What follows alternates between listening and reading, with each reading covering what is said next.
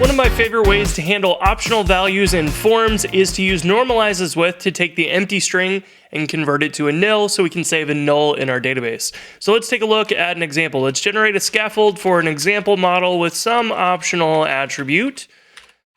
And we will Rails DB migrate to create that and spin up our Rails server.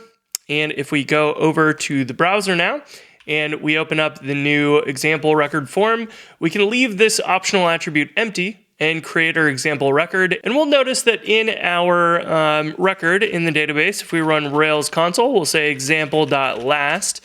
This is going to have an empty string as the optional attributes. And if we go to our Rails logs for our post request there, we'll scroll up to that, we'll see that optional attribute was an empty string submitted by the browser. So in order to clean this up, we can go into our model and we can say normalizes that optional attribute with, and we'll specify lambda and say it.presence. And what presence basically does is check to see if the value of it is present, and if it is, it returns itself, or it will return nil. So that way we either get the value or nil, no empty strings, because present will check basically the opposite of if blank. So an empty string is considered blank, and that is why presence will work here to convert that over to a nil. So now we have this empty string. If we go and edit this record and update it, this time it will assign the empty string to that attribute again,